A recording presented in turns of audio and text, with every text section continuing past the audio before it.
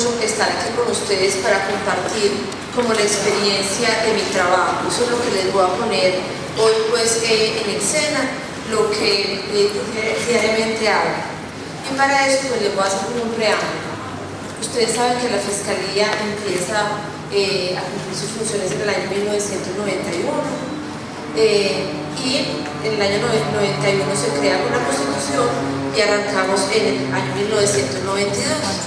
Hasta antes nosotros no teníamos víctimas formalmente dentro del proceso penal, ¿cierto? Eran cosas, venían a hacer reclamaciones económicas y se llamaba parte civil, y venían al proceso a hacer una reclamación económica.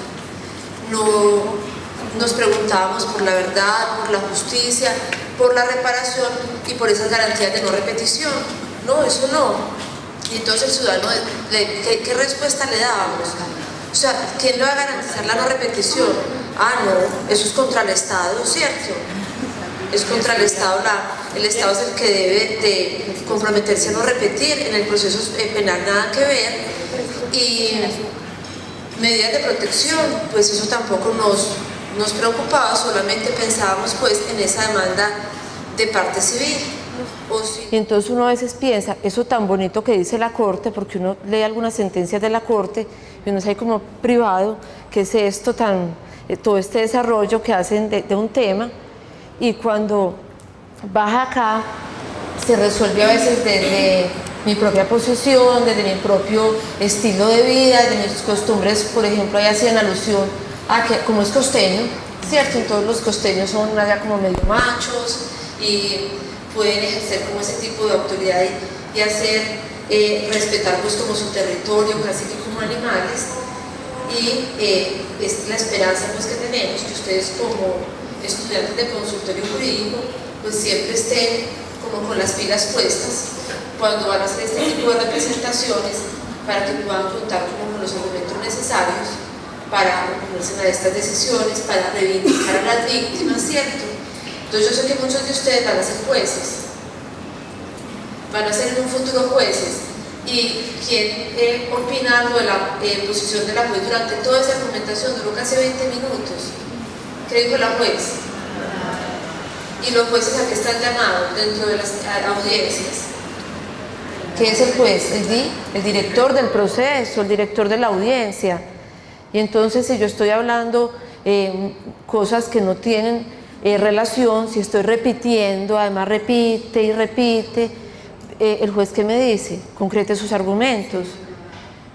Pero cuando estoy haciendo apología de la violencia, porque es que decir que le podemos pegar a un niño, marcarlo, o sea, yo le doy en las piernas a mi hijo, lo marco, le dejo pues una huella en los pies, eso no es violencia, eso es autoridad, ¿cierto? Es como que si nosotros dijéramos que está muy bien que la Policía Nacional, cuando va a ejercer autoridad, nos dé bolillo, ¿cierto? Es más o menos lo mismo. Y la juez estuvo ausente. Entonces mire que tenemos que repensar esos espacios desde todos los roles, desde el rol del juez, el rol de la víctima, el rol del Ministerio Público, ¿cierto? Y a veces a mí me preocupa porque los estudiantes van a las audiencias, entonces yo les estoy hablando desde donde yo estoy ubicada, que es el Centro de Atención a Víctimas de la Fiscalía, donde representamos, donde tenemos estudiantes de muchos consultorios jurídicos, y los estudiantes van a representar a las víctimas, ¿cierto? Van a litigar en favor de las víctimas. Se supondría que la Fiscalía es quien representa en primera instancia a las víctimas, ¿cierto? Pero en ocasiones esas víctimas pueden estar en oposición a los argumentos o planteamientos que tiene la Fiscalía, y muy especialmente cuando van a dar al traste con la acción penal, porque una preclusión hace tránsito ¿a qué? A cosa juzgada. Ya la víctima no va a tener otra posibilidad de que se haga justicia si una decisión de esas queda ejecutoriada. Entonces ese rol y ese papel fundamental de representar a la víctima pues cobra realmente importancia desde el punto de vista de un litigio independiente como ahora se puede hacer, ¿cierto? El representante de víctimas, si bien no puede imputar, no puede acusar, si tiene una vocería amplia en muchas audiencias y puede oponerse especialmente a la preclusión, a los preacuerdos que tienen penas muy mínimas y pues a a la sentencia en los eventos que le sea adversa. ¿Alguien quiere comentar algo sobre la audiencia que acabamos de escuchar?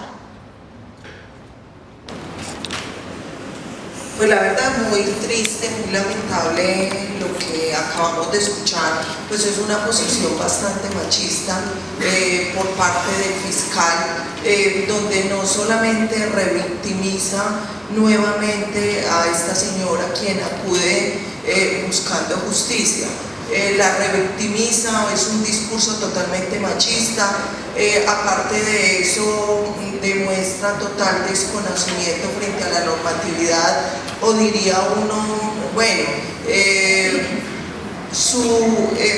la subjetividad impera frente a la parte jurídica. Además de eso, cuando habla de violencia intrafamiliar, menciona que debe darse consecuencias físicas y psicológicas. Para él la violencia intrafamiliar debe darse necesariamente esas dos condiciones, o sea que si solamente es físico y no psicológico, entonces no es violencia intrafamiliar. Justifica totalmente el actuar del victimario, que es lamentable. Aparte de eso, señala, casi que lo justifica, que porque la mamá digamos consigue un nuevo compañero, ¿es que acaso la mamá no tiene derecho a rehacer su vida? No, entonces en mi concepto es lamentable por parte del fiscal, por parte del juez, y es digamos no hay digamos igualdad de armas, por decirlo así, porque mire que la víctima está prácticamente sola. Cuando a ella le preguntan, ¿usted está de acuerdo? El discurso de la señora, más el de la señora juez, más el del fiscal, está completamente sola. Yo quisiera preguntar, ¿era el fiscal? Es el delegado del Ministerio Público, sí, que está coadyuvando una decisión de la Fiscalía. La duda es que, si alguien lo quiere escuchar, la Fiscalía plantea una preclusión, pues no voy a sacar como el limpio mi institución, pero plantea una discusión diciendo que como no hay un daño, como no hay un dictamen psicológico, la violencia era psicológica, no hay un dictamen psicológico que diga que se causó un daño, no hay delito. El delito de violencia intrafamiliar, como bien dijo el Ministerio Público ahí, es de mera conducta, y así lo ha dicho la Corte, pero él dijo, no, la Corte ha dicho eso, pero debe ser de otra forma. O sea, se trata de la posición de la Corte como automáticamente es un delito de mera conducta. Les voy a explicar cómo valgo. Cuando hay lesiones personales, se requiere que exista una incapacidad, por ejemplo, física, 10 días, 15 días, 5 días, una deformidad. Ese es un delito que requiere un resultado, que la persona efectivamente tenga una lesión. El delito de mera conducta, como la violencia intrafamiliar, nos dice el que maltrate a otro, ¿cierto? Algunos penalistas decimos, no, y aquí que son muchos abolicionistas, dicen, no, el derecho penal es la última ratio, un delito de resultado, pues es casi que un delito de mera conducta, es casi que un delito de autor. El derecho penal de autor, pero la violencia intrafamiliar, como está consagrada en nuestro ordenamiento jurídico, es un delito de mera conducta que solamente requiere para que se consume el maltrato. Dice el que maltrate a otro, ¿cierto? Física o psicológicamente. No requiere en lo psicológico que la persona tenga un dictamen que haya quedado con una consecuencia psicológica, como un síndrome de, una depresión, un síndrome de persecución, una incapacidad, por ejemplo, para emprender nuevamente relaciones con otra pareja. No requiere que esa consecuencia, porque si por ejemplo la persona se rehabilita emocionalmente de esa situación que vivió, fue muy asertiva, se rehabilitó, entonces no hubo delito, no significó que no sufrió ese infierno al que ella se vio expuesto, pero de todas formas es un problema jurídico que amerita discusión, y la fiscal decía, no, acá no hay violencia intrafamiliar porque no hubo afectación psicológica. Eso, pues para eso es el litigio, esa es la discusión, y no es su apología de la violencia, pues de la violencia contra la mujer y contra los niños. La complejidad es cuando el Ministerio Público viene a avalar esa posición, se convierte más que en un defensor y hace apología de la violencia. Entonces es muy complejo cuando a través del argumento yo incito y valido. Entonces ahí era cuando yo les decía al principio, Yo puedo tener una orden de protección de la policía, de la fiscalía, de un juez, y ¿de qué me vale cuando yo voy a una audiencia y yo escucho estos argumentos? Yo digo, sí, le puedo pegar a mi esposa, si puedo defender mi rancho, si puedo defender que me metieron otra persona en mi gallinero, sí lo puedo hacer, ¿cierto? Eso está bien. Aquí la mala es ella y el bueno soy yo. Esos argumentos van validando y van construyendo imaginarios. Y se los digo, miren un ejemplo. Un estudiante de consultorio, estábamos haciendo unas audiencias simuladas y le tocó el rol del Ministerio Público. Muy juiciosa al estudiante, se fue para empujar a ver audiencias. Cuando llegamos a hacer la audiencia simulada, ella dijo, no tengo nada más para decir, porque usualmente el Ministerio Público no aporta mucho. Entonces la niña había hecho el ejercicio, claro, ella fue allá, yo muchas audiencias, yo le creo, pues yo llevo 20 y pico años en la rama haciendo audiencias, y en muchas ocasiones hay ministerios públicos que son excelentes, que tienen unas muy buenas intervenciones, pero en su gran mayoría muchos dicen no tengo nada más para decir, estoy de acuerdo con todo lo que se ha dicho. Entonces ella fue a repetir y eso va validando, como lo queríamos ayer. Entonces yo repito la canción, arroz con leche, entonces yo repito lo que el otro dice, y ahí es donde es importante pues esa formación crítica de cara pues al litigio. Doctora, Sí. le comparto algo. Sin decir el nombre del funcionario, el año pasado la Personería de Medellín organizó un diplomado en Derecho Procesal y él tuvo a cargo un módulo. Y lamentablemente exactamente el mismo discurso, y yo observaba que ninguno de los abogados y abogadas que estaban sentados ahí decía absolutamente nada. Inclusive hizo la misma expresión: si un padre de familia le saca sangre a un niño con una correa, eso no es maltrato infantil, ese es el ejercicio de la autoridad de él como padre de familia. Y luego dicen que cuando un hombre llega borracho a la casa y le pega a la mujer, eso no es violencia contra la mujer, eso no es violencia intrafamiliar. Yo inclusive pedí el audio y lo mandé a la personería, porque pues a mí me cuestionó mucho que si es la persona que está haciendo las labores del Ministerio Público, que debe ser garante de la defensa de ambas partes, pero con enfoque, pero lamentablemente lo escucha y allá sigue. Sí, eso es bien complejo. Y miren que él tocó un tema también, la alienación parental. Ese es un tema que vemos a diario, sí existe. O sea, si hay padres y madres que alienan sus hijos frente al otro y causan pues muchas dificultades y pueden causar violencia intrafamiliar y simulan una violencia intrafamiliar utilizando esa alienación. ¿Cierto? Su papá es malo, venga, nos meten en el conflicto, pero eso hay que investigarlo, eso hay que probarlo.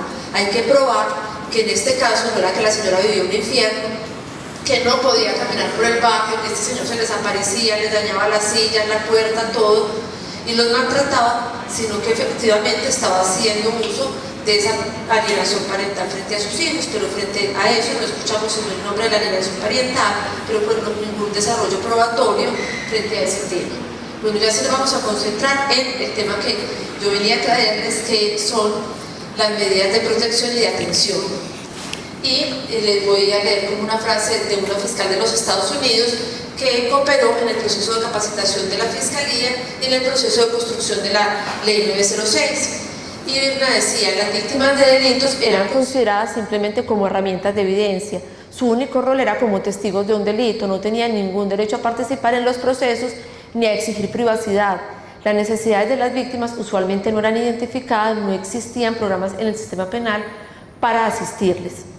Y por eso es que crean los CAP, donde yo trabajo y donde van muchos estudiantes de Derecho, Psicología y Trabajo Social a hacer sus prácticas. Para los fiscales que son litigantes del Estado, de la Fiscalía, que van a un juzgado a llevar una pretensión del Estado, cuando tenemos en nuestras manos la acción penal.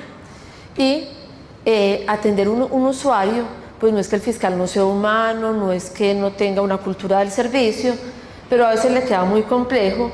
Si tiene una audiencia a las 10 de la mañana, una víctima le llega a las 9:30 y estalla en toda su emocionalidad quedarse 2 horas atendiéndola, pero además tampoco tiene las herramientas. Nuestra formación es de abogados, de litigantes, y entonces cuando a mí una persona viene y me cuenta es que toda esta historia, yo llevo 5 años con esta pareja, me violentó, ya me separé hace 3 años, ¿qué hago? Y mire, me sigue persiguiendo. Y el fiscal, no, pues tranquilícese, sí señora, vamos a ver cómo le ayudamos. Yo ya radiqué la audiencia en el centro de servicios, por ahí en 3 meses me la fijan, entonces téngame paciencia, ¿cierto? El fiscal no podía dar, sin mucho, una aromática, una atención integral a ese problema que nos traían. Entonces se crean estos centros de atención a víctimas donde buscamos atender a las personas desde lo psicológico, escucharlas. Tenemos abogados que van a poderlas escuchar como en toda su dimensión y orientarlos, porque estos problemas con que tocan, con todas las áreas del derecho. Miren que ahora decíamos, ¿cuál era uno de los problemas de esta pareja? Que no habían hecho una liquidación de bienes, ¿cierto? Y entonces todavía la casa estaba ahí en litigio y eso generaba violencia. Entonces desde el CAP les hacemos como la orientación jurídica completa. Bueno, usted se puede separar en estos lugares, lo pueden atender, los documentos que debe llevar son estos, puede ir a la comisaría a hacer otras atenciones que allí le pueden hacer o resolver otros problemas como la cuota alimentaria, la regulación de visitas, la custodia y cuidado de los hijos. Bueno, y esto también nos manda a mirar como el derecho procesal penal desde otra óptica. Julián Andrés San Pedro, que es un profesor de la Universidad Javeriana de Bogotá, nos decía en un seminario, y pues en un libro que él tiene que se llama muy bueno, Las víctimas del delito en los tiempos del olvido, y nos dice de lo que se trata es de ver el mundo de manera invertida, con los ojos de las víctimas que develan el sufrimiento humano y advierten que allí hay derechos que el sistema penal ha dejado pendientes, y mientras no se atiendan, nada impide que la barbarie del delito se repita. Y cuando uno habla de víctimas, ustedes usualmente ¿qué piensan? En las víctimas del conflicto armado, las víctimas de las autodefensas, de los paramilitares, de la guerrilla. Pero a veces no le damos la connotación de víctimas a estas personas que sufren una violencia intrafamiliar, que, repito, se les convierte su vida en un infierno, pero que después puede terminar en un feminicidio o en un delito mayor, o en casos tan complejos como que la misma víctima termine matando al agresor. ¿Sí?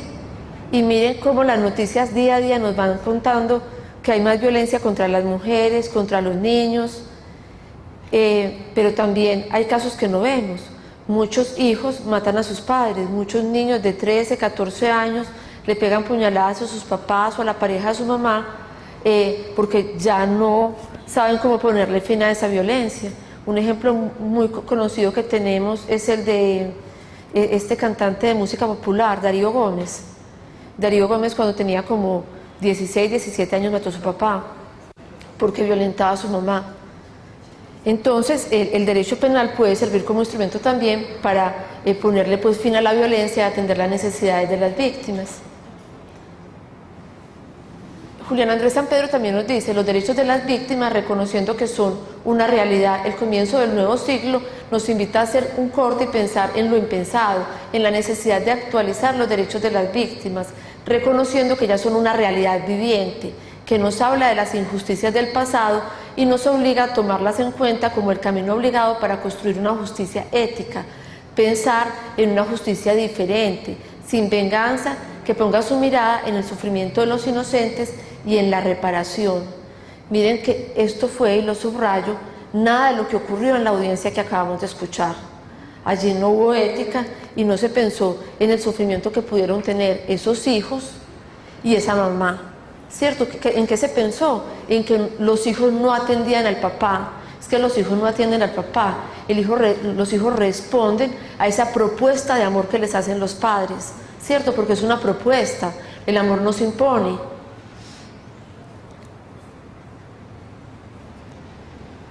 Bueno, Jaime Bernal Cuellar nos decía también en otro seminario en las Jornadas Iberoamericanas de Derecho Procesal lo siguiente, y es un procesalista en lo penal pues que siempre nos ha acompañado, y nos dice, hagamos un alto en el camino, no continuemos desarrollando el derecho penal en la creencia que cumple su función absolviendo o condenando a las personas.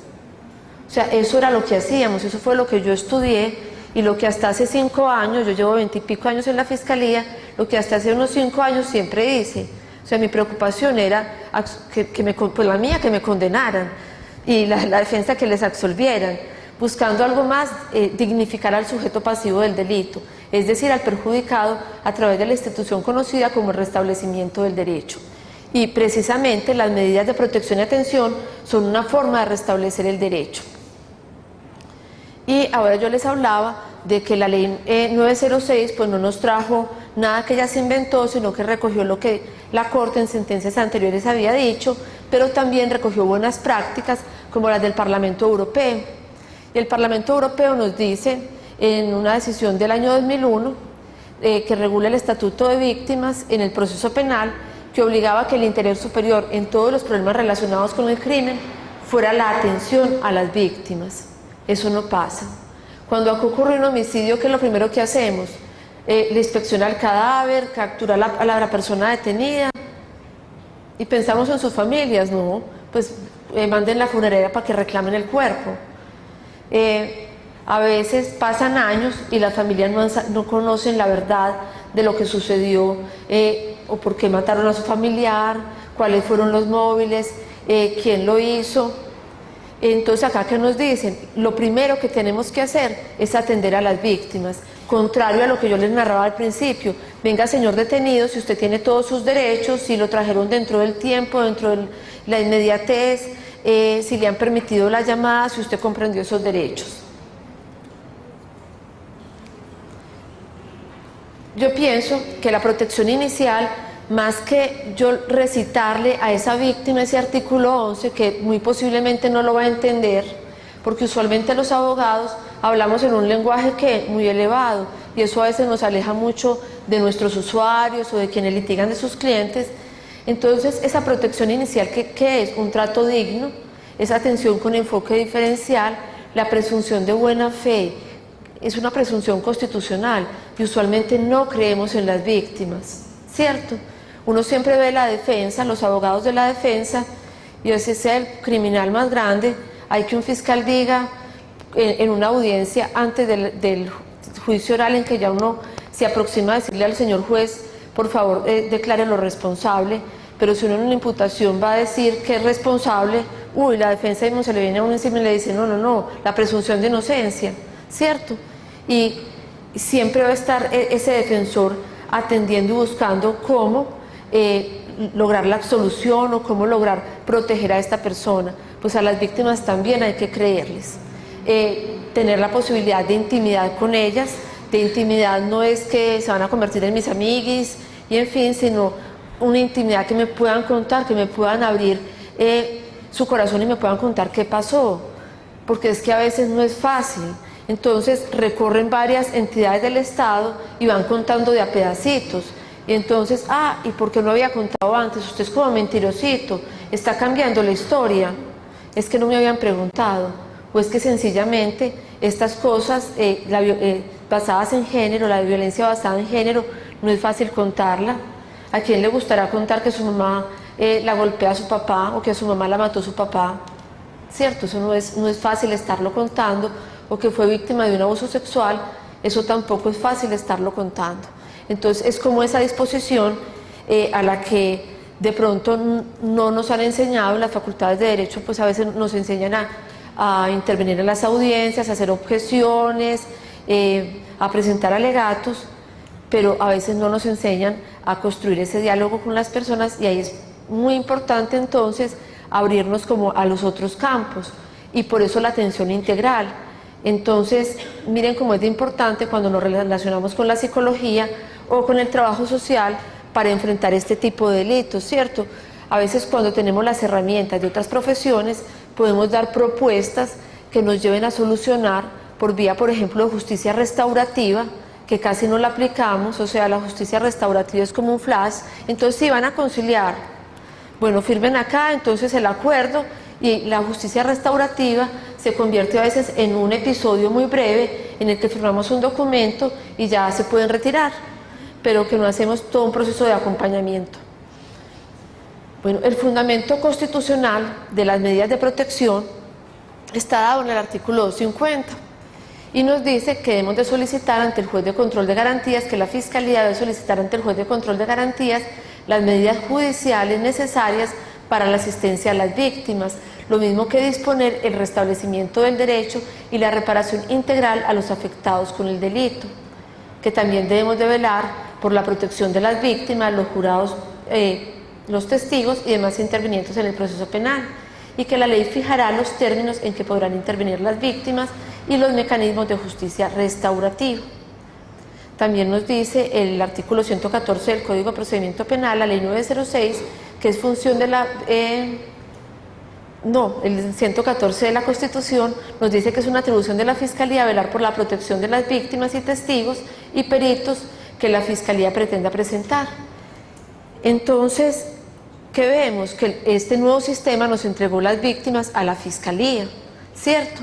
Y cuando uno de ustedes como litigante de víctimas, como fiscal, como servidor pues, de la rama judicial, cuando lleguen pues, a terminar su carrera y a estar en estos espacios, pues tienen que tener muy claro que nosotros no podemos dejar ir a una persona sin sus medidas de protección y de atención y sin encargarnos de que esas medidas pues, sean efectivas y tengan una trascendencia para restablecer el derecho, porque es que esto no es pues como una cosa que nos inventamos, que dijeron por ahí, sino que es un mandato de carácter que constitucional, ¿cierto? O sea, la Fiscalía no puede obviar esta obligación. También tenemos un fundamento legal que es el artículo 37, que asigna pues, a los jueces de control de garantías la función de conocer de estas medidas de protección. Si yo les pregunto, bueno, aquí no hay jueces, de pronto hay litigantes, ¿alguno ha asistido a una audiencia para pedir medidas de protección y atención? Pues no, les contamos que yo las podría contar en los dedos de esta mano, no necesito ni las dos. Sí. No te escucho. Trabajé 6 años en un juzgado de control de garantías Y nunca las escuchaste. Sí. Ni los fiscales las piden, ni los representantes de víctimas las piden, y cuando las pedimos los jueces dicen, oh, ¿qué es esto? Si es conmigo, esto es del comisario de familia, esto no tiene que ver nada con el proceso penal. De protección y atención a las víctimas, ¿cierto?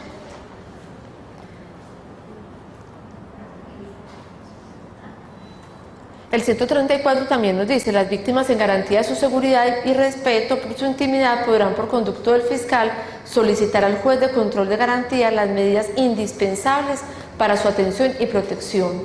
Es decir, si el fiscal no lo hace, usted, señor representante de víctimas, también puede ir y hacerlo. Y yo les decía que eran contadas con las manos. Aquí en Medellín conocemos, y yo me mantengo como muy al día con mis compañeros fiscales y con los estudiantes, de qué medidas se están pidiendo, y les digo, conozco por ahí 3. La doctora Raquel Adriana estuvo pues como en el proceso de la solicitud, que fue una medida de atención en salud. La ley 1257 de 2008, sus decretos reglamentarios permiten que cuando una mujer sea víctima de una violencia basada en género, puede recibir un subsidio del Estado a través del sistema de salud de un salario mínimo, si es del régimen subsidiado, y si es del régimen contributivo, un salario de lo que ella se estaba ganando, hasta por 6 meses, prorrogable por otros 6 meses, para poderse salir del lugar donde está viviendo ese evento estresor, pues ese evento de violencia, y poder pues, recuperarse de esta situación, y se lo encargaron a salud. Pero es que las EPS no le dan a uno ni siquiera una radiografía. ¿Y ellas de dónde van a sacar la plata?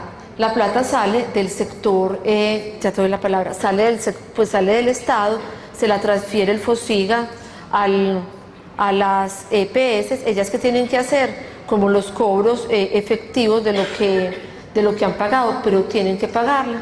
Resulta que en el caso que de pronto la doctora les puede ampliar ahora, porque ella fue la que litigó desde la Defensoría del Pueblo con la representación de víctimas ese caso, el juez de primera instancia dijo, no, pues a mí no me corresponde, no, eso es de la Fiscalía, la Oficina de Protección de la Fiscalía debe hacer eso.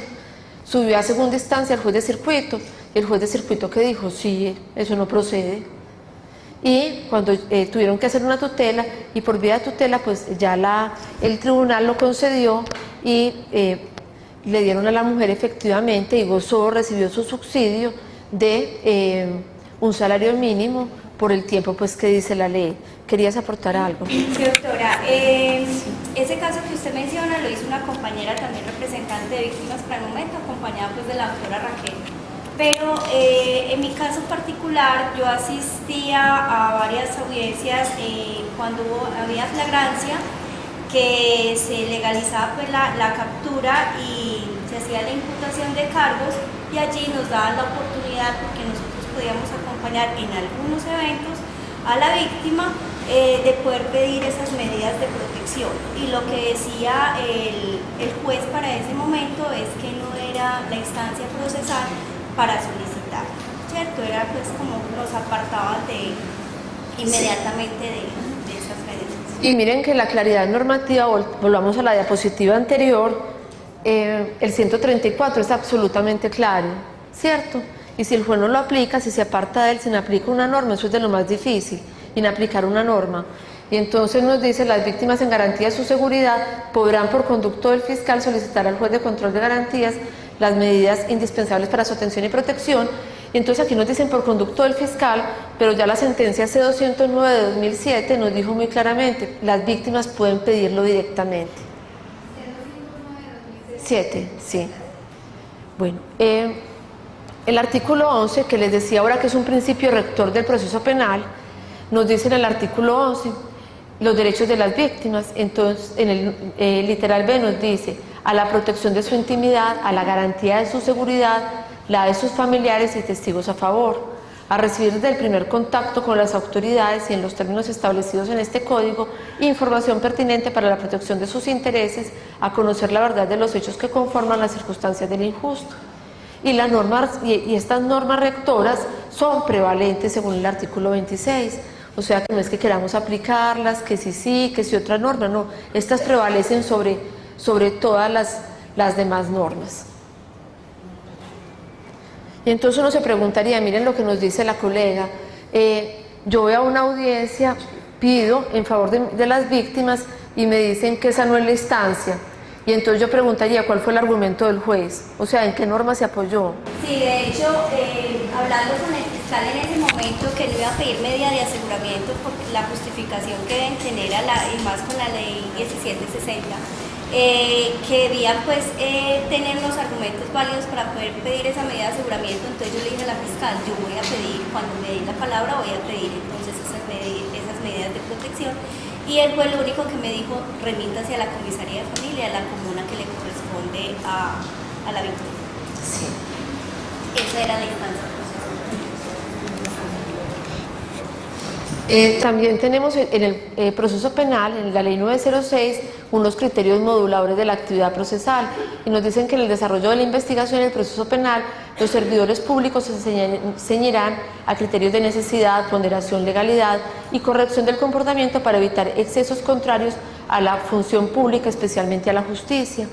Y si de pronto el juez no conocía el 134, que dice que es tan claro, y la sentencia C-209, finalmente por los moduladores de la actividad procesal, uno podría argumentar que se pueden otorgar unas medidas de protección y atención a esas víctimas que lo requieren para restablecer el derecho, como dice la Constitución, y para evitar que la conducta delictiva continúe, ¿cierto? Porque es que si no damos unas medidas de atención, ¿qué va a pasar?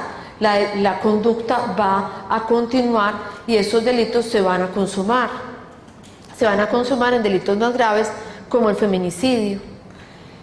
Entonces yo planteo que nosotros tenemos que adelantar la indagación con ojos de víctima. El artículo 207 del Código de Procedimiento Penal nos dice cómo se hace el programa metodológico.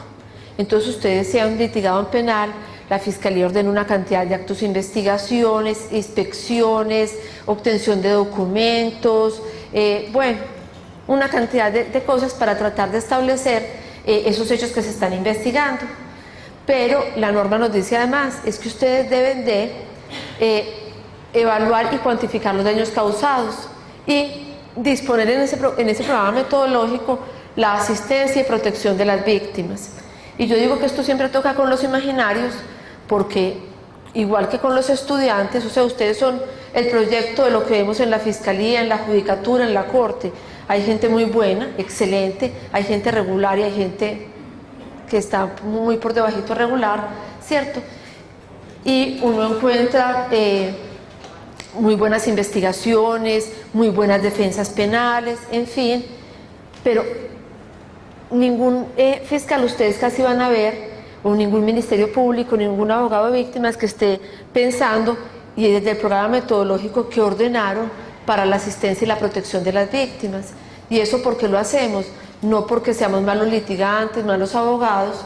Ayer hablaba alguien de que no es que sea bueno o sea malo, sino por la formación que tuvimos, por el chip que tenemos acá instalado, en punto a que las víctimas no las habíamos pensado en el proceso, ¿cierto? El mismo juez lo dijo, no, eso es de la comisaría de familia, cuando la ley es tan clara y nos indica pues que es una función del juez, y no solamente en violencia intrafamiliar, en cualquier delito, porque es que la ley 906 es el proceso para cualquier delito. Doctora, Sí. discúlpame, y lo decía usted ahorita cuando empezó, de que una cosa es lo que dice la norma y otra es la realidad a la que uno se enfrenta, sin entrar a desmotivar la situación, porque es una búsqueda constante, empezando que el representante de víctimas difícilmente puede llegar desde el momento de la imputación, sino que lo dejan es a partir de la acusación, que es cuando se le considera o se le hace ese reconocimiento de víctima. Cierto, pero eso también es desconociendo las sentencias de constitucionalidad sobre algunas normas que nos dicen claramente, y el mismo artículo 11, la víctima tiene derecho a participar desde el inicio de la investigación, y el artículo 132 que nos define quién es víctima nos dice, es víctima desde el momento en que ocurren los hechos, independiente de que se aprenda o capture a alguna persona. Y es que muchos procesos nunca van a tener una persona capturada, ¿cierto? Nunca van a tener, vamos a encontrar un responsable en mucho tiempo, entonces no es víctima, o no puede, porque nunca va a haber imputación, no puede conocer lo que está pasando ni participar. Bueno, pero entonces además tenemos que integrar, yo de que les estaba hablando hasta ahora, Constitución, Ley 906, que aplica a todas las personas que son víctimas de un delito, pero ya viene la Ley 1257, que es específica para los delitos basados en género, y hasta acá teníamos herramientas procesales claras para poder lograr medidas de atención y protección para las víctimas. O sea, si yo fuera legislador, claro que la 1257 hace parte de desarrollo de tratados internacionales y cumplimientos de sus compromisos por parte del Estado colombiano, pero con ese marco normativo nosotros ya podríamos ir perfectamente a una audiencia a pedir medidas de atención y protección para una persona. Al integrarnos, entonces encontramos la Ley 1257 y nos dice que esa norma es a través de la cual se dictan la sensibilización, prevención y sanción a todas las formas de violencia y discriminación contra las mujeres, y se reforma el Código Penal y el Código de Procedimiento Penal. Ahí es donde, ahí es donde los jueces no le pueden decir a uno, váyase para donde el comisario de familia. No, porque esto aplica para el proceso penal, sí. De 2008.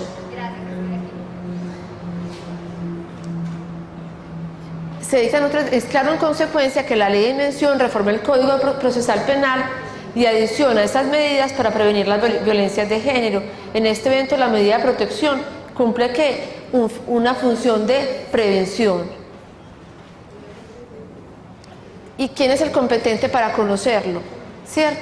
Haciendo punto a lo que acaba de decir la abogada. El decreto 4799 de 2011 en su artículo 2 dice: autoridades competentes. Cuando los casos lleguen a la Fiscalía General de la Nación por situaciones de violencia en ámbitos diferentes al familiar, el fiscal o la víctima solicitarán al juez de control de garantías la imposición de medidas de protección que garanticen su seguridad y su respeto a su intimidad, de conformidad con los artículos 11 y 134 de la Ley 906, así como las medidas provisionales contempladas en los artículos 17 y 18 de la ley. Estas medidas también aplican para los casos de violencia intrafamiliar. Ante el juez de control de garantías, yo subrayo los casos diferentes al ámbito familiar, porque, bueno, quienes trabajamos mucho el tema de género hemos denominado estos delitos delitos huérfanos, violencias huérfanas, porque cuando un novio, por ejemplo, persigue a una chica, o decimos a veces los que se enamoraron solos, o sea, hay mujeres que son perseguidas por un hombre, no quieren emprender una relación con él y este tipo las persigue, se obsesiona, va a su trabajo, las hace echar del trabajo, les hace escándalos en todas partes. Y entonces, ¿quién protege a esas mujeres? La comisaría de familia no, porque son familia. Las inspecciones judiciales de policía dicen, no, eso no me toca a mí, eso no es una riña, en fin. Entonces, algunas de esas conductas pueden ser o constreñimiento ilegal o acoso sexual, entre otras, y podríamos entonces ir a pedir una medida de atención y de protección ante el juez de control de garantías. Pero como esto no nos bastó, entonces mira que tenemos la ley 906, la Constitución, la ley 906, la ley 1257, el decreto 4799, y las medidas no se aplican. Estamos en el 2017 y las medidas no se aplican. Entonces el legislador tuvo que hacer otro decreto, a ver si entendíamos, para decir como lo mismo, y dice, por el cual se reglamentan las medidas de atención a las mujeres víctimas de violencia. Y en su artículo 4 dice, autoridades competentes, cuando los casos lleguen a la Fiscalía General de la Nación por el delito de violencia intrafamiliar o por situaciones de violencia en ámbitos diferentes al familiar, la autoridad competente para el otorgamiento de las medidas será el juez de control de garantías. Entonces uno se pregunta, pero ¿cómo me dicen en una audiencia que no son los competentes? Y tenemos ya cuántas referencias normativas. Entonces, ¿será la norma? ¿Será que tenemos que hacer más normas? ¿O cómo será, señores futuros abogados, que nosotros vamos a enfrentarnos a este tipo de situaciones? Seguiremos construyendo leyes. O sea, cuando yo los vea a ustedes litigar por allá, entonces ustedes ya me citarán la ley 906, la ley 1257, los decretos reglamentarios, y todos diciendo lo mismo y no los ponemos en prácticas. O sea, ¿qué pasa acá? ¿Cuál es el abismo social? ¿Cuáles son esos parámetros culturales que nos están impidiendo que apliquemos la norma? ¿Cierto? A toda costa, porque es que son una cantidad de repeticiones. Bueno, ya vimos entonces quién es el competente. Vamos a ver cuáles son las medidas que podemos pedir. Son una cantidad. Y yo pienso que si nosotros aplicáramos bien estas medidas, con autoridad, con dirección del proceso, con fuerza de la justicia, o sea, que el juez fuera respetado, y a mí eso me preocupa mucho, lo hablo en muchos ámbitos. A veces las víctimas me dicen, vea, en este caso me absolvieron, y de verdad era un caso para absolver, pero ¿sabe qué es lo que a mí me preocupa? Que es que ese juez sale al corredor y él se va, se saluda a pico con el defensor y se ponen a contar chistes en la cafetería. ¿Eso les ha pasado? Sí. Decirlo, pero la fiscal se sentó a charlar con el defensor, le hizo pues honores al agresor, incluso el juez de control de garantía le llamó la atención porque ella sentó al agresor a su lado, me mandó a un rincón y el juez le dijo, no, es que la víctima yo la siento frente de mí, por favor. Pues, y a mí me parece, doctora Lilian, maravilloso todo esto que usted está diciendo, pero yo tengo que decir desde mi punto como víctima, hasta hoy, que llevo 2 años, nada de esto ha sido efectivo. Y voy por 5 fiscales y la próxima semana me precluyen.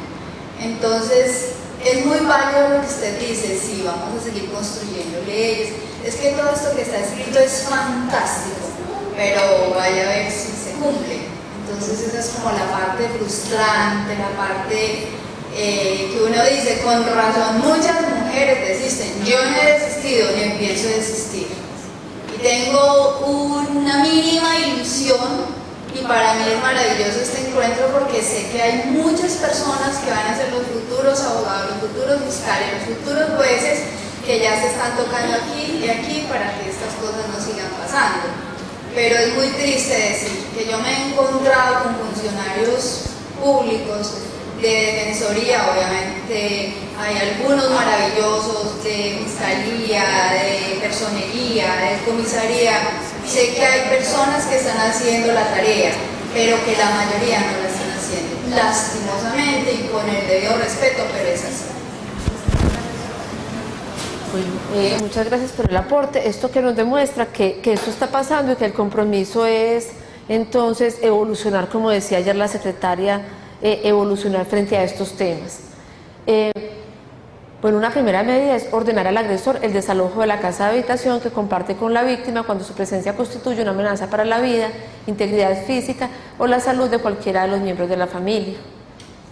A veces esta medida nos da mucho miedo tomarla, a los jueces, a los comisarios, no, porque es que la casa es de los dos, la casa está a nombre de las dos personas, ¿cierto? Pero estas medidas son provisionales mientras se termina el proceso. Es como cuando en civil sacamos un bien del comercio mientras adelantamos un proceso, ¿cierto? Aquí, ¿qué estamos haciendo? Diciéndole a una persona que por su voluntad no se quiere salir, que sería lo más adecuado que tomar esa decisión de retirarse para que pudieran recomponer el conflicto, decirle, bueno, yo lo saco porque es que se los dejo bajo el mismo techo, su vida puede estar en peligro. La segunda es ordenar al agresor abstenerse de penetrar en cualquier lugar donde se encuentre la víctima cuando a juicio del funcionario dicha limitación resulte necesaria para prevenir que aquel perturbe, intimide, amenace de cualquier forma, interfiera con la víctima o con los menores cuya custodia provisional le haya sido dictada, le haya sido adjudicada. Entonces, estas medidas ustedes saben que proceden tanto para la violencia intrafamiliar como para ámbitos diferentes a la familia. Sí.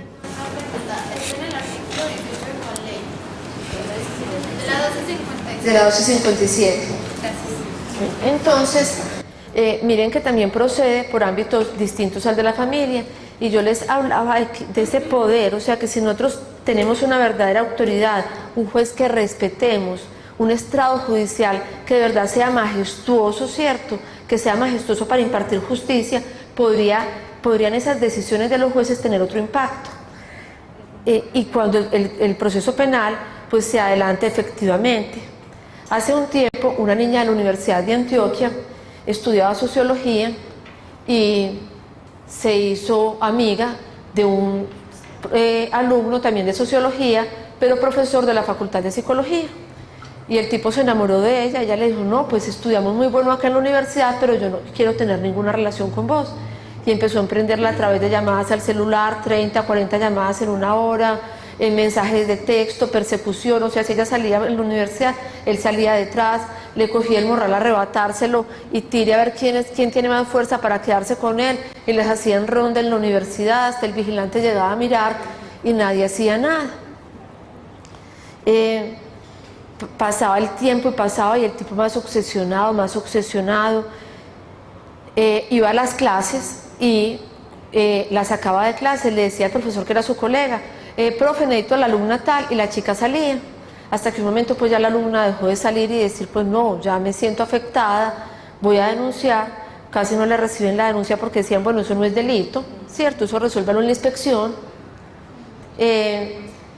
Finalmente se le recibe la denuncia y se fueron a pedir las medidas de atención y protección al juez de control de garantías, y concretamente era que no le volviera a marcar al celular, que él no le volviera a mandar correos electrónicos y que estuviera a más de determinados metros de ella en la universidad. La juez ordenó, una juez muy clara, con muy buena argumentación, ordenó la medida. El implicado no estuvo en la audiencia, le mandó un oficio a la universidad notificándolo de la medida y diciéndole que si no la cumplía, podría incurrir en un delito contra la administración de justicia.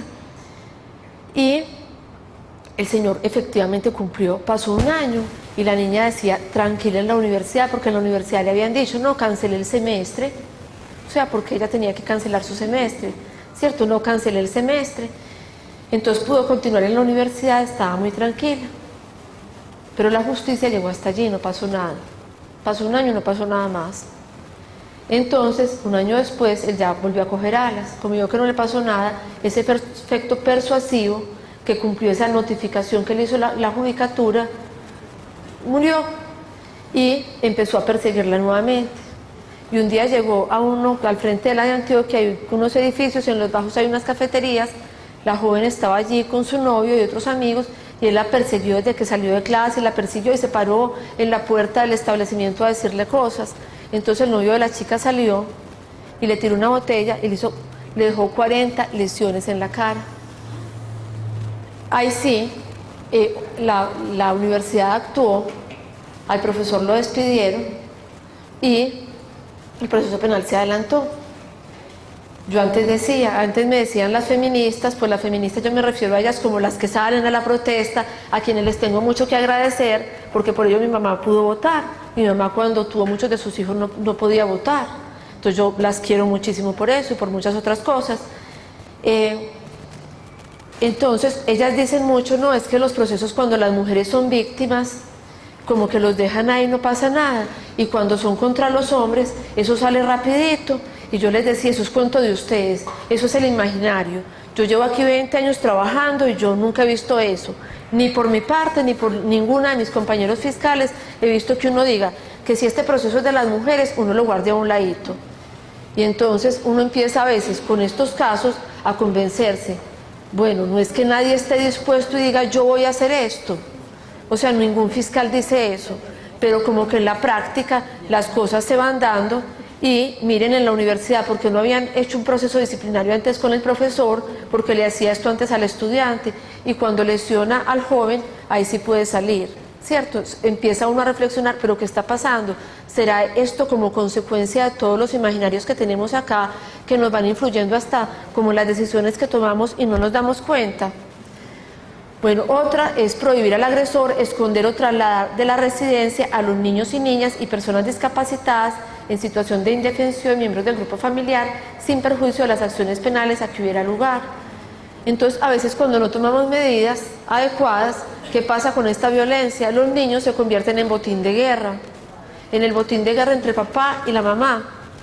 Y como no se reguló a tiempo, entonces después de un escenario de violencia en que llevan a una persona capturada en flagrancia a la fiscalía ante un juez, ¿qué será más fácil? Devolver a esa persona para la comisaría para que le den una cita dentro de un mes y le digan, bueno, los niños los va a tener este señor los fines de semana, usted los tiene en la semana, la plata se la dan así y así, o será posible que por vía de medidas de protección y atención se pueda, después de una legalización de captura, una imputación, a veces ni siquiera es necesario poner la medida de aseguramiento, pero entonces estas otras medidas nos pueden aplicar, porque entonces la forma a veces de tirar y llevar en el conflicto son los niños, y resolver estos asuntos pues puede ser muy importante.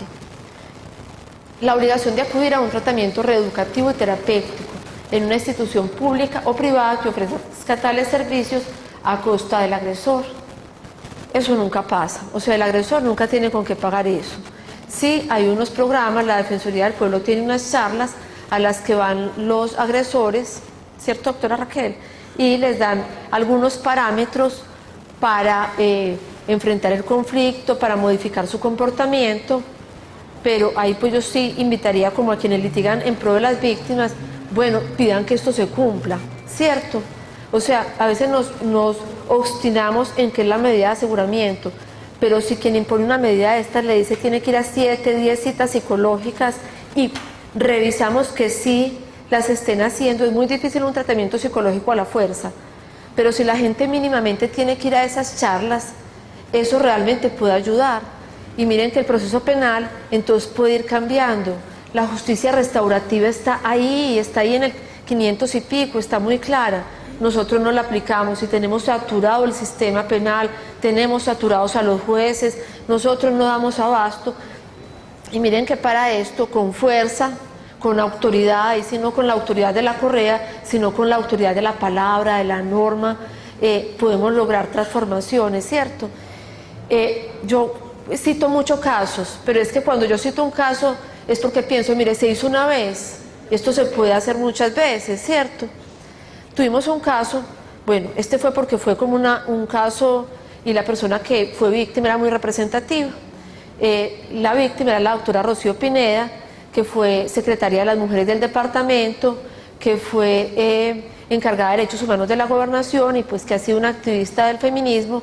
Ella iba en un carro con varios amigos y amigas, bajaban del aeropuerto y uno de los amigos que iba en el carro empezó a fumar, iban con todas las ventanillas cerradas y ella le dijo algo así como que vos sos un dinosaurio, pues fumando y aquí encerrados, ¿qué es esto?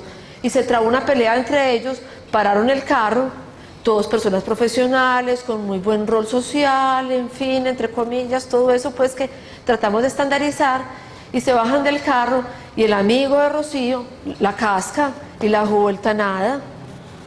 Ella que estaba utilizando la palabra para pedir unos derechos, para dar una idea contraria, pues diferente, la porrió, le dieron 15 días de incapacidad, siempre la dejó muy golpeadita, muy fea, muy moradita, y uno dice, pero eso pasa, sí, es que ella es muy feminista, entonces enloqueció al otro, puede ser, pero es que si no podemos hablar y el otro me tiene que pegar, pues uno se defiende con las ideas, con la palabra. Resulta que, bueno, el caso lo llevaron, imputaron lesiones personales.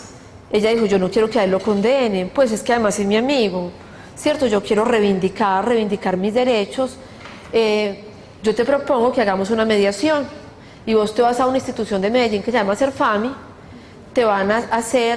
vas a trabajar con un psicólogo que trabaja nuevas masculinidades y luego vas a ser capacitadora acá por un tiempo y en la audiencia me vas a hacer un acto de desagravio. Listo, eso hicieron. Se descongestionó la administración judicial como es del objetivo. Sí, se dio un discurso coherente. Claro, el juez dio un discurso coherente cuando aceptó esa mediación. Entonces son formas adecuadas como de solucionar estos temas y que pueden empezar por las medidas que demos desde un principio. Bueno, si fuera necesario se ordenará al agresor el pago de los gastos de orientación y asesoría jurídica, médica, psicológica, psíquica que requiera la víctima. Esto pues tampoco se cumple, lo han repetido otras leyes posteriores. Y otra es cuando la violencia o el maltrato revista gravedad y se tema su repetición, la autoridad competente ordenará una protección temporal especial de la víctima por parte de las autoridades de policía, tanto en su domicilio, en su lugar de trabajo, si lo tuviere. Esto sí es pan diario. Esto es pan diario en la Fiscalía, en las comisarías y para la Policía Nacional. Entonces, ¿qué pasa con esa persona a la que el otro le está persiguiendo, le está siguiendo en su trabajo, le está amenazando, ya la ha golpeado varias veces? ¿Qué nos toca hacer? Darle una orden de protección. Pero no tenemos un policía para cada persona que va a denunciar, ¿cierto?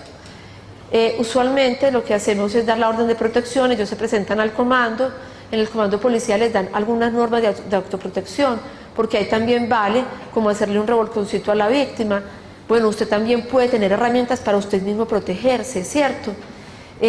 No es que le vamos a devolver la pelota a esa persona, pero si una persona la llaman a un celular y lo cambia, pues eso puede servir. Si cambia su ruta de movilidad, eso puede servir, y si tiene acciones, pues de ponerle también pare a esa violencia. Esos son mecanismos pues de los que nos valemos y se dan día a día. La policía hace rondas por ese lugar, acompaña, les dan su teléfono del cuadrante. Yo pienso que eso sirve, pero ya llegan casos mucho más graves en que nos toca decir, no, esta persona hay que sacarla. O sea, es la víctima, pero como no lo han detenido, como la audiencia se demora tanto, mientras recolectamos los elementos materiales probatorios para poder privar a esa persona de su libertad, porque tampoco podríamos decir que le vamos a ir a pedir a un juez una medida de aseguramiento con una denuncia. Entonces nos toca sacar a esa persona a un hogar de protección. ¿Cómo opera? Pues la persona va, formula su denuncia, no sé si ayer les hablaron de pronto un poco de eso. Sí, bueno, listo. Entonces, la persona va a un hogar de protección de la Alcaldía de Medellín. Nosotros somos un municipio estrato más 40, que podemos darle a las personas esa posibilidad de que vayan a las mujeres que son víctimas, que vayan a un lugar con sus hijos, que puedan seguir estudiando y que en ese lugar tengan atención psicológica, jurídica, por unas 6 semanas, que pueden ser prorrogables hasta por otras 6. Lo que pasa es que el tiempo que pasa corre. ¿Qué hora es ya? 9:35, mire, como ha pasado este tiempo de rápido, cómo pasan 6 semanas, ya te voy a dar la palabra. Entonces, ya se hace necesario que yo, fiscal o representante de víctimas, le vaya a decir al juez, ordénele a la EPS que pague, porque después, ¿qué hacemos con la víctima? ¿Para dónde la vamos a sacar? Y vas a preguntar algo. En los municipios donde no tenemos lugares de paz para proteger a las víctimas, pasa mucho, uno ve que no trata de ayudar, pero al mismo tiempo le está vulnerando los derechos, que no tenemos donde ubicar a las personas. Sí, en los municipios que no tienen. Tocar las puertas, pues, Los municipios ya lo están pensando, al menos en el área metropolitana, y la gobernación de Antioquia lo están pensando incluir en trabajarlo a través del área metropolitana y asociarse para poder tener esos albergues, porque para un municipio, por ejemplo, pequeñito como Copacabana, de pronto eso es difícil. Es Río Negro, pero no hay, pues, sí. Ayer pasó con los menores de edad, no hay. Los papás los golpearon, el menor que se echaron a uno de ellos, y lastimosamente se tuvieron que volver con la misma familia. Pero ICBF no actuó. Es que ICBF, para mí esa parte me quejé, porque dije, esperen un momentico a ver si les consigo lo en Medellín. Y eso se va en trámites, inclusive nos pasó también que se van a con una menor que dijo, vamos a ir a los hijos, eso se fue en trámites, y la dejaron todo el fin de semana sola de los extranjeros. Bueno, yo aquí les digo litigio, o sea, litigar, insistir, persistir. Quienes me conocen acá, yo usualmente hago eso. A mí me llega un caso de esos y yo ¿qué hago? Informarle a todo el mundo, a todas las cabezas, incidencia. Y entonces cuando van viendo y uno narra esos hechos tan complicados y te van escribiendo otras autoridades, ya no es tan fácil que te digan que no. Y a veces te dicen que no, pero entonces yo digo, bueno, ahí quedó la prueba para la demanda contra el Estado. Ahí les quedó que faltó la debida diligencia, ¿cierto? Porque si entonces cuando también van donde uno, y yo digo, no, es que a veces no me van a cumplir, y muchas veces, muchas entidades a veces no cumplen, pero entonces sí convocar a ese mandato. Y eso va llevando a que las cosas, por ejemplo acá en Medellín no teníamos antes hogares de acogida, no teníamos muchos servicios, y como con la demanda se han ido, y lamentablemente con las muertes. Claro, y mire que es muy triste porque vienen las demandas contra el Estado. ¿Cuánto pagan nuestras instituciones por esas fallas en el servicio? Nosotros como entidad ya hemos tenido, hace como unos 5 años tuvimos una demanda precisamente de un niño. Ya había ido como 3 veces a la comisaría, había denunciado en la fiscalía. El papá lo cogía y le daba contra la pared. Y lo golpeaba contra la pared. La mamá vivía en el primer piso, el papá en el segundo. El niño se subía para allá, el papá lo golpeaba, y era la misma mamá y la tía quienes iban a denunciar. No había pasado nada, el papá lo mató. Eso duele en lo más profundo, y obviamente para eso hay abogados litigantes en lo administrativo. ¿A quién demandaron? A la fiscalía y a la comisaría. ¿Y cuánto valió la demanda? Valió mucho más de lo que podría haberse gastado el Estado para proteger una vida. Claro, es absolutamente triste, y yo pienso que todo esto ha llevado a que se cambien parámetros de trabajo. Por ejemplo, les voy a contar algo, ya te doy la palabra, cómo nos están midiendo a nosotros en la fiscalía ya para este cuatrenio. Entonces el fiscal que dijo ante tantas demandas, porque es que tenemos muchas demandas, casi todos los casos de feminicidio, esas mujeres antes habían denunciado y no habíamos hecho nada, que hay responsabilidad del Estado. Entonces, ¿qué nos dijeron para medirnos? Miren pues la que nos pusieron, que de los casos de feminicidio que existan, la mitad no deben de tener denuncias de violencia intrafamiliar. O sea, si matan a una mujer que no haya denunciado, o sea, ustedes se tienen que comprometer a que en los casos que tienen de violencia intrafamiliar los van a trabajar también, que van a prevenir que los feminicidios que nos lleguen tengan denuncias previas, ¿cierto? Eso es una forma de, bueno, de jalonar todo esto. ¿Ibas a decir algo? Sí, lo que pasa es que, digamos que acá es por lo que tiene un enfoque un poco más desde el ámbito jurídico, aunque ayer, digamos, tuvimos también una jornada de sensibilización. Pero en todo el tema de género lo tenemos que pensar es de manera integral, es decir, intersectorial y demás, porque cuando en el tema de reparación integral a las víctimas, y aquí hay personas que han sido víctimas, uno lo tiene que pensar es en clave de qué repara a la víctima, porque muchas personas el tema de la justicia es indispensable para, digamos, para volver a, o para sentirse reparado, satisfecho, digamos, y otra vez el tema de la dignidad humana, que ayer no lo nombraba mucho, pero para otras no es tan significativo, digamos, lo judicial por eso mismo, porque esto, o sea, lo que ella contaba que lleva tanto tiempo, eso lo que hace es revictimizar a la persona, ¿sí? Entonces no logra salir de ese tema de víctima, o sea, de salir de víctima, digamos, a sobreviviente, porque claro, el sistema todo el tiempo le está diciendo a ella, casi que tú fuiste la culpable, estás en esto y por eso los procesos se demoran tanto. Sector salud es indispensable para trabajar estos temas. Salud, yo no sé en estas administraciones cómo esté, pero en administraciones pasadas, salud mental, es decir, desde la seccional de salud y desde la Secretaría de las Mujeres de Medellín se hacía un trabajo muy grande con fiscales en todo lo que implica salud mental y ese acompañamiento. Y no solamente salud mental, sino salud integral, que implica un proceso de rehabilitación para una persona, para un niño, porque no es lo mismo cuando son niños, niñas, adolescentes, no es lo mismo cuando es una mujer, no es lo mismo cuando es una mujer cabeza de familia, no es lo mismo cuando es una mujer víctima de violencias basadas de género en el marco del conflicto armado. Y todo eso es lo que todos tenemos que empezar a entender, que eso es lo que hace diferenciar, es la mirada es la mirada que yo tengo frente a frente a esa situación y cómo el trabajo interdisciplinario en estas temáticas se vuelve tan importante. El abogado tiene una mirada, pero resulta que el psicólogo, el trabajador social, el antropólogo, el politólogo, el antropólogo nos pueden ayudar mucho en este tipo de casos y también cómo ayudar al sistema judicial a ver otras cosas que a veces no es tan fácil verlo en eso que tú decías, el proceso metodológico. Muchas gracias. Sí, mire, les voy a contar una experiencia. Marlon Villa me va a ayudar a contarla. Fue un practicante del CAP. La estrategia que nosotros estamos tratando de hacer es trabajo integral. Cierto, trabajo interdisciplinario, o sea, sentarnos con esa víctima, de una vez el psicólogo, el trabajador social y el abogado, y buscar soluciones desde los otros saberes. Les cuento que a los que más dificultad nos da es a los abogados.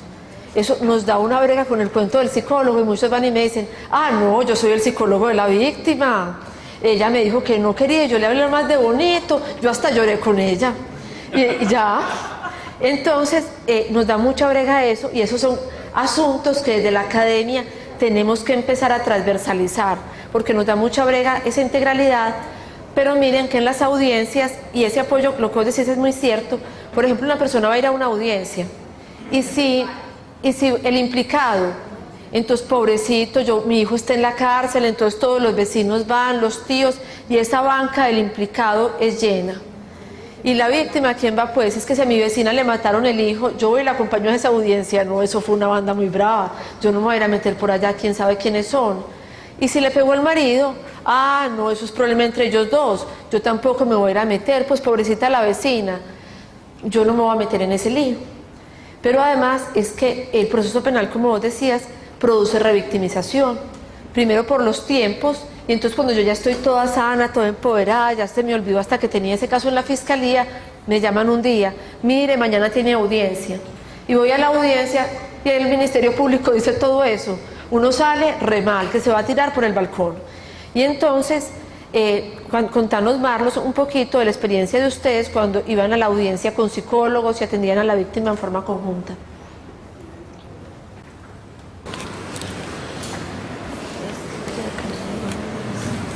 El apoyo que presentaba era un grupo interdisciplinario, éramos trabajador social, el abogado y el psicólogo. Era muy bueno porque siempre convergíamos y tratamos de comunicarnos con la víctima, cada uno desde su enfoque, pero hacíamos el trabajo mancomunado. Entonces cuando íbamos a la audiencia, en esa audiencia la persona estaba acompañada por ese psicólogo. El acompañamiento que sentía la persona no solo por la tensión y la congoja que tenía, sino por el pánico, porque no estaba acompañada por nada. Y llegaba este psicólogo y el psicólogo se sentaba con él, pero el trabajador social, aparte de todo, se creaban las rutas y esta persona no tiene trabajo y entonces genera una dependencia económica de su agresor, y entonces venga, yo le busco porque tenemos estos convenios, tenemos estas opciones en las que usted puede ser el motor de su vivienda, de su familia, y que no simplemente tenés que estar atado al agresor. Entonces se genera una interdisciplinaridad que es muy buena. Inclusive nosotros solo es con trabajador social y psicólogo, pero si ampliamos el espectro, imagínense la incidencia que puede tener en las víctimas. Es un trabajo muy espectacular. Entonces miren pues que es como apostarle a eso, a mirar como otras salidas a través de este tipo de medidas. Pero miren que son muchas. Entonces, a ordenar a la autoridad de policía previa solicitud de la víctima el acompañamiento hasta su ingreso al lugar de domicilio cuando ya se haya visto en la obligación de salir para proteger su seguridad. A veces las personas llegan así, sin un bolso, sin una cédula, sin nada, y no pueden volver a tener ingreso a la vivienda. Entonces buscamos que la policía las acompañe y esta medida pues se hace con mucha frecuencia. Decidir provisionalmente el régimen de visitas, de eso hablábamos ahora, suspender al agresor la tenencia, porte y uso de armas. En caso de que éstas sean indispensables para el ejercicio de su profesión, la suspensión deberá ser motivada.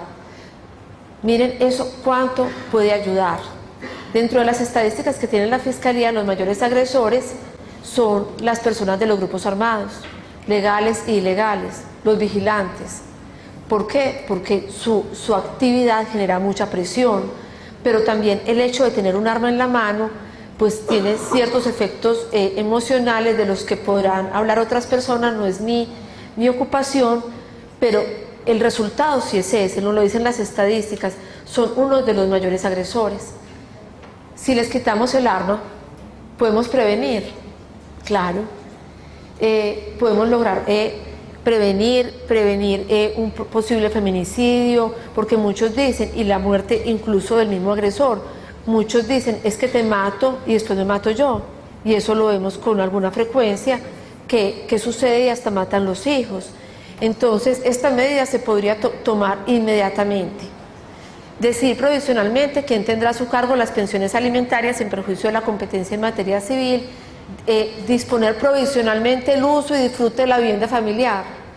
Este caso, si el juez hubiera, en una medida de atención y protección, o el comisario hubiera decidido legalmente el uso de la vivienda, diciendo lo puede tener la mamá porque tiene los hijos, o lo puede tener el señor porque tiene una enfermedad, porque tiene unas circunstancias de discapacidad, en fin, hubiera ponderado a ver quién requería más el bien, mientras se tomaba una decisión definitiva a través de otro proceso con él, hubiera evitado que esta violencia hubiera llegado a este punto. Muy posiblemente. Prohibir al agresor la realización de cualquier acto de enajenación o gravamen de sus bienes, propiedad sujetos a registro si tuviera sociedad conyugal. Ordenar al agresor la devolución inmediata de objetos de uso personal, documentos de identidad y cualquier otro documento o objeto de propiedad y custodia. ¿Y por qué? Como regular cosas tan específicas, que le devuelva los documentos, porque también las estadísticas han mostrado que una de las formas de ejercer violencia es sustraerle a las víctimas la cédula, sustraerle el poder económico, las tarjetas de crédito, las tarjetas de débito. Pero es que, ¿para qué las mujeres no tienen autonomía económica? Y miren cómo eso es una construcción social. Yo sigo con mis ejemplos. Cuando mi papá murió, mi mamá ya podía votar y tenía cédula. Y cuando él murió, ¿dónde estaba la cédula de mi mamá? En la billetera de él, ¿cierto? Y entonces, si asociamos esa situación cultural que vivíamos en ese momento a lo que traemos ahora, a mí llegan las mujeres cuando van a denunciar a la fiscalía y nos dicen, no, es que él me quitó la cédula, él me quitó la cédula, él me quitó la tarjeta de débito. O hay mujeres que trabajan y tienen su tarjeta de débito, pero él tiene las claves. Y cuando llegan a la fiscalía y ya necesitan plata, van a consultar para sacar dinero, ya su tarjeta está bloqueada porque él tenía, ¿cierto? Entonces mire cómo se replican esas construcciones de poder, ¿cierto? Y cómo es necesario entonces tomar esa medida de recuperarles a ellas sus documentos, porque es que una cédula hace demasiada falta, ¿cierto? Cómo recuperarles sus cuentas y pues todos sus documentos, porque también suele pasar mucho que las denuncias, los papeles que tienen se los destruyen y les dicen, no, es que la fiscalía no sirve para nada, la comisaría no sirve para nada, con unas groserías adicionadas.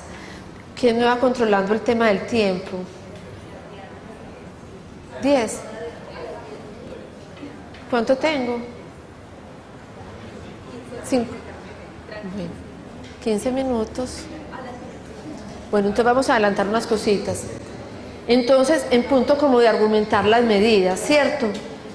No es decir que las medidas porque sí. Entonces tenemos que mirarla como desde los tratados internacionales. Ayer los vieron, cuando uno va a una audiencia y empieza a hablar y a citar muchos tratados internacionales, a veces el juez sí levanta la voz y le dice a uno, no, es que pues usted no me vino aquí a citar las normas. Recuerde que la técnica no es estar citando normas, pero sí hay que hacer brevemente énfasis en esa normatividad, ¿cierto? Como pararnos en el discurso argumentativo sin irle pues a hacer al juez una clase de derecho internacional o derechos humanos, pero sí ubicarlos. Hablar también de esa especial protección que tienen las mujeres conforme al artículo 11 y también traer o hacer un pequeño recorrido por las sentencias de constitucionalidad de las tutelas de la Corte. Tenemos una que es la sentencia T434 de 2014, entonces nos habla de la violencia intrafamiliar y nos dice que se ordena a las autoridades judiciales adoptar los correctivos necesarios dirigidos a brindar una respuesta oportuna, eficiente y diligente frente a los casos de denuncia por hechos de violencia intrafamiliar contra las mujeres y menores de edad. Entonces, este tipo de sentencias es bueno utilizarlas para estos espacios. También traer otros conceptos, por ejemplo, como la debida diligencia, de lo que yo les hablaba ahora. Es que yo ¿qué hago? Agotar la debida diligencia. Cuando una víctima me llega, yo con debida diligencia le informo, como por ejemplo, a bienestar familiar, que tiene que restablecer los derechos de ese menor que fue golpeado, ¿cierto? Yo como fiscal no le puedo restablecer sus derechos, pero le tengo que informar a quien le corresponde. Entonces, esta sentencia, la T78/2014, nos dice el deber del Estado de actuar con debida diligencia para prevenir, investigar y sancionar la violencia contra las mujeres. Las fallas en el deber de debida diligencia en la investigación y juzgamiento de los casos de violencia de género. Está la omisión de toda actividad investigativa y realización de investigaciones aparentes, conciliación o imposición de carga a las víctimas. A veces, yo les decía, conciliamos así, ¿cierto? Bueno, ustedes se van a comprometer a no violentarse más, ¿cierto? Claro, yo les creo, de verdad que yo le creo a las personas que van a mi oficina y me dicen, yo no quiero volverla a violentar, es que yo la quiero mucho, pero es que porque las quieren mucho las matan, ¿cierto? ¿Y usted qué está haciendo para que, como la quiere mucho, no le den celos? Y cuando le den esos celos, no salga detrás de ella y le quiebre el celular, le destruya toda la ropa íntima porque está con otro, le vuela la ropa a ver si, porque hay conductas que son aberrantes, llegan y las olfatean. Bueno, en fin, ¿usted qué va a hacer para calmar eso? Y entonces ahí es donde dice la omisión de toda actividad investigativa o de realización de investigaciones aparentes a través de la conciliación, o es que la víctima no me trajo la prueba, como no tiene prueba, ¿y quién tiene que buscar la prueba? La fiscalía. La falta de exhaustividad en el análisis de la prueba recogida, por ejemplo, lo que decía el Ministerio Público, alienación parental, claro que eso existe, pero entonces pruébelo adecuadamente. Y también, que nos dice la Corte, el uso de estereotipos de género, imágenes sociales generalizadas basadas en prejuicios que jerarquizan a la mujer situándola en una posición de subordinada. ¿Cómo le metió otra persona a la casa? Metió algo en su habitación, ¿cierto?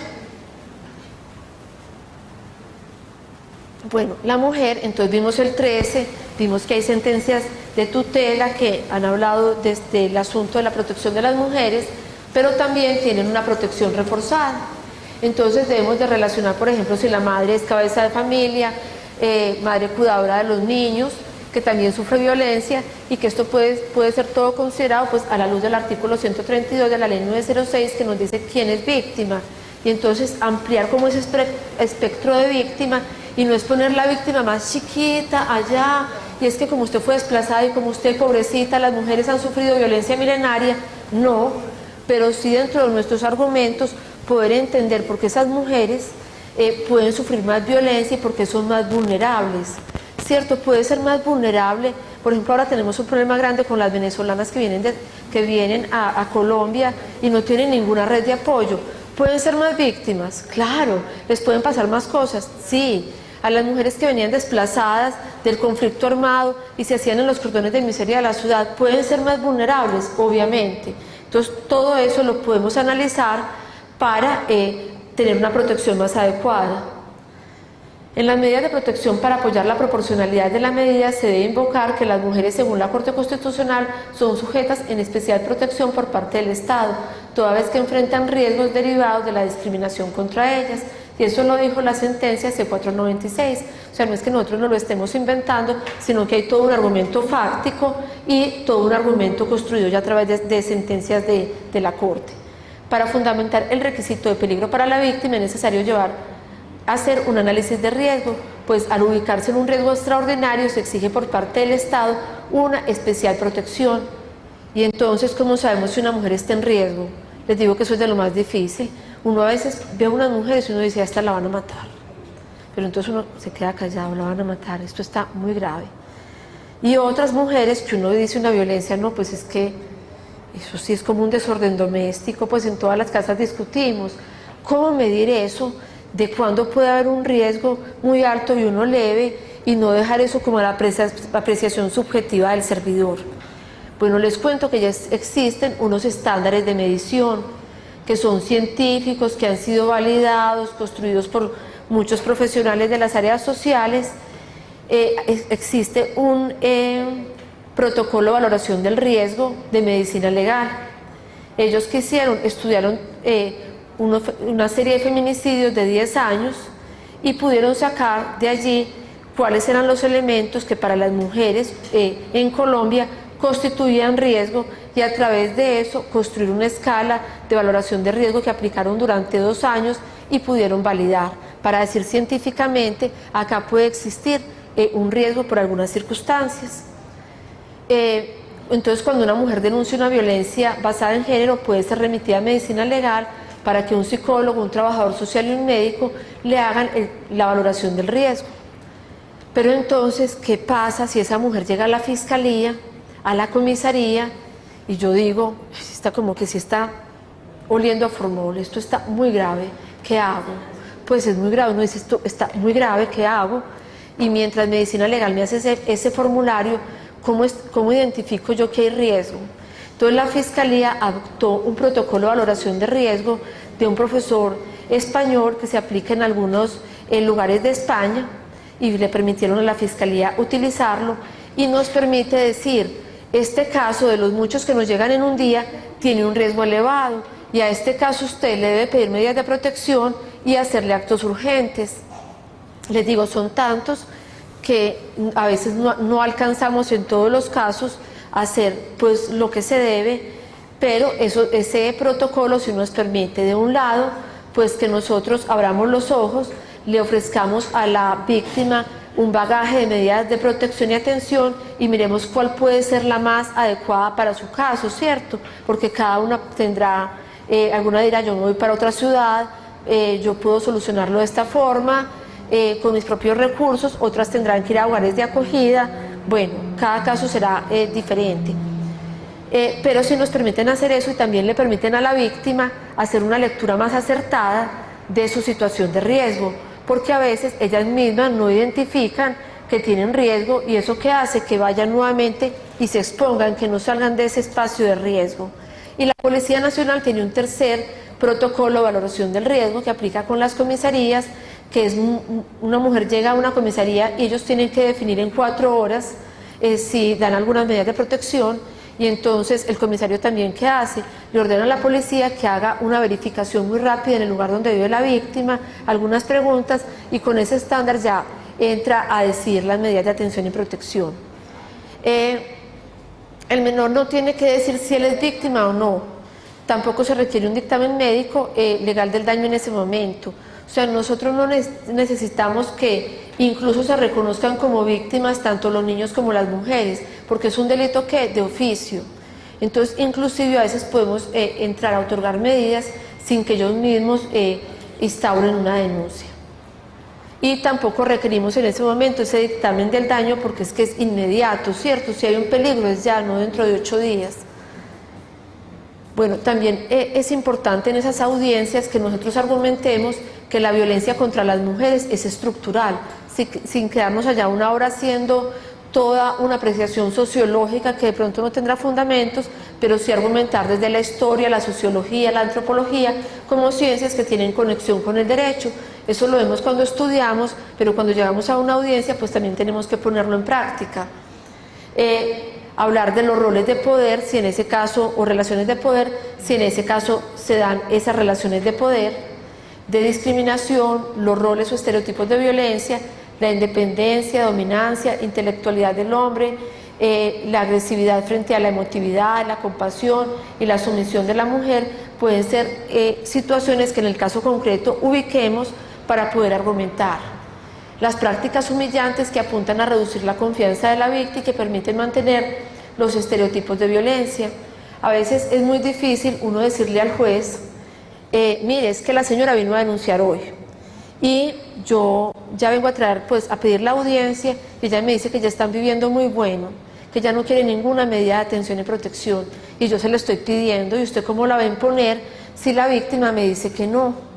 Entonces ahí es donde tenemos que hablarle al juez de que desde la psicología se ha establecido que la violencia tiene un ciclo y que una de esas etapas es el enamoramiento, ¿cierto? Y porque esa mujer en ese momento está en ese momento del enamoramiento nuevamente y no va a expresar eso, pero yo como miembro del Estado que tengo la acción penal en mis manos, tengo que ir a pedir esa medida en favor de esa persona. Eso nos pasa muchísimo. La construcción del contexto de violencia basada en género. Entonces, ¿por qué la conducta es dominadora? Si no es para él, no es para nadie. Revisión del celular, daño de prendas íntimas, celos. Entonces, miren que a veces, o la gran mayoría de veces, tiene que ser uno como fiscal, como representante de víctimas, quien todos esos elementos que le da la persona, uno los va a construir en los argumentos. Ninguna mujer te va a ir a decir, es que él ejerce relaciones de poder en mi contra. No, ella va a decir, me cela, no, él cogió toda la ropa íntima y me dijo que es que si yo tenía mozo. Y eso me va a permitir estructurar que hay una conducta dominadora. ¿Por qué los hombres han ejercido ese tipo de acciones de control? Porque la mayoría de los homicidios íntimos son de mujeres, feminicidios. Entonces, si nosotros llevamos las estadísticas y hablamos de eso, también le podemos hacer ver al juez que es que las mujeres, si también hay mujeres que matan a los hombres, es mucho más escaso y muchas veces es en defensa, pero que los hombres sí tienen más fuerza y tenemos muchos más casos de feminicidios. Las cadenas de mandato de hombres y mujeres de generación en generación y la manera en que se perpetra la violencia contra las mujeres en el hogar, el modus operandi y cruces de fuentes de información. Otro argumento es la protección judicial en el contexto de la violencia estructural, las estadísticas de fiscalía, medicina legal, entre otras, y hay una sentencia de tutelas que nos habla, por ejemplo, de la violencia económica y nos dice, esa es una forma de violencia estructural contra las mujeres. Si bien el sujeto pasivo es los niños, que son los que no reciben alimentos, ¿quién le tiene que dar la comida a esos niños? La mujer. Y es que los hombres, como son tan machos, ellos no denuncian inasistencia alimentaria, ellos nunca le van a cobrar alimentos a una mujer. Eso es relativo, pero lo cierto es que nosotros tenemos unas estadísticas altísimas en que las mujeres son denunciantes de inasistencia alimentaria porque el padre no le da alimentos a los hijos y usualmente es como una violencia directa contra las mujeres. Si no tienes relaciones conmigo no te doy alimentos, como tenés otro hombre, como me metiste otro gallo en el gallinero, que ese gallo le dé alimento a los hijos, ¿cierto? Como hay una nueva persona, entonces su mozo no tiene con qué sostenerla, ¿cierto? Entonces se convierte en una violencia estructural y son cosas que se pueden traer para argumentar la violencia contra las mujeres. También hacer uso del criterio pro persona, que se usa en otros ámbitos, como la argumentación en derechos humanos, pero es que estamos hablando de los derechos humanos de las mujeres, ¿cierto? Entonces el principio de interpretación pro persona impone aquella interpretación de las normas jurídicas que sea más favorable al hombre y a sus derechos. Esto es la prevalencia de aquella interpretación que propenda por el respeto de la dignidad y consecuentemente por la protección, garantía y protección de los derechos humanos y de los derechos fundamentales consagrados a nivel constitucional. Si hablamos del principio pro persona, entonces podríamos decir que las mujeres tienen que una protección reforzada, los niños tienen una protección reforzada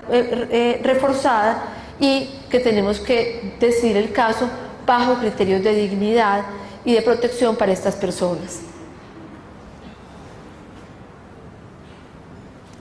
La seguridad personal. Bueno, esto es una sentencia que nos habla, la vamos a ver pues rápidamente, ahí se las dejo en la presentación, que también nos habla de cómo evaluar los riesgos, cuando pueden ser ordinarios, extraordinarios, cómo analizar el riesgo, nos dice también esta otra sentencia, y nos dicen las medidas de protección para apoyar la proporcionalidad de la medida se debe invocar que las mujeres, según la Corte Constitucional, son sujetos de especial protección frente a los riesgos derivados de la discriminación. ¿Qué nos dice la valoración del riesgo? Es un criterio orientador, nosotros no podríamos hablar de certeza, como me dio el nivel 3, esta señora sí la van a matar, no, es un criterio orientador. En ese momento nosotros podemos hablar de ¿qué? De un indicio leve. Los protocolos han sido construidos por expertos y tienen pues una medición, y lo que allí se hace es preguntar cosas que según incluso las leyes de la experiencia, de lo que hablamos mucho en derecho, de las leyes de la experiencia cuando estamos argumentando una situación, nos indican que puede haber un riesgo. ¿Es un riesgo que un agresor tenga un arma de fuego? Sí. ¿Es un riesgo que la persona sea consumidora? Sí. ¿Es un riesgo que la persona tenga problemas psiquiátricos? Sí. Entonces miren que son reglas de la experiencia que nos pueden ayudar a tomar esta decisión. No tenemos una tarifa legal y sí tenemos pues libertad probatoria para poder probar esta situación. El hecho de que un agresor tenga nexos con alguna actividad delictiva no podrá ser elemento por sí para sustentar para condenar, pero sí puede ser un indicio leve para proteger a una mujer y sus hijos. Entonces yo no puedo decir, por ejemplo, en estos días teníamos un personaje muy polémico de una banda de la ciudad desde la cárcel intimidando a su mujer y a sus hijos. Entonces yo no podría decirle al juez, él es culpable porque él era el jefe de una banda de la ciudad de Medellín. No, yo no le puedo decir eso, pero sí le puedo decir que ese es un indicio para proteger a sus hijos porque es una persona capaz de cometer muchos crímenes y que las tenemos que proteger. Así las agresiones sean mutuas, es menester establecer cuál de los dos tiene más capacidad de daño y quién tiene mayor protección constitucional. A veces nos dicen que es que las mujeres también son violentas, entonces que la justicia no se puede meter ahí, que no hay que resolver. Pues resulta que sí hay que resolver unas medidas de protección, porque si hay una persona que es más fuerte que la otra, hay unas que tienen especial protección y el deber del Estado es proteger. Mantener el conflicto bajo un mismo techo puede tener implicaciones en materia de seguridad para las víctimas, como les dije, el mismo agresor, y nuestro rol como servidores del Estado es aplicar la norma para proteger a las víctimas, independiente de las decisiones posteriores que ellas tomen. Y si pues hay una tutela muy reciente, que es la T027 de 2017, y yo creo que ya estamos pasados. Bueno, ya voy a termino con esta tutela. Ahí, si se leen esa tutela es riquísima, es la T027 de 2017, una mujer víctima de violencia por parte de su pareja, la había golpeado, la maltrataba física y psicológicamente, tanto a ella como a sus hijos. Ella tenía un niño con una enfermedad gravísima, y entonces ella decide salir del entorno violento porque ya no aguantaba más, y decirle al comisario y a la fiscalía, por favor lo desalojan para yo poder volver a esa casa con mis hijos. El desalojo lo negaron, la fiscalía obtuvo una condena, él lo condenaron, le dieron le dieron prisión domiciliaria, y la comisaría pues nunca ordenó el desalojo. Entonces ella incluso tuteló, le negaron por vía de tutela. Esa tutela llegó a la Corte Constitucional, la Corte la revisó y que dijo, no, de una, como medida preventiva ordeno el desalojo. O sea, la Corte ordenó el desalojo y ordenó proteger a las víctimas, y ya le ordenó pues a la comisaría y a las entidades respectivas de justicia que hicieran lo pertinente, pero esta tutela nos sitúa tanto a Fiscalía como a comisarías con el deber claro que tenemos que decidir esas medidas de atención y protección para las víctimas. Y bueno, tenía muchas cosas más para contarles, pero de este tema tendríamos mucho tiempo que hablar y muchas gracias.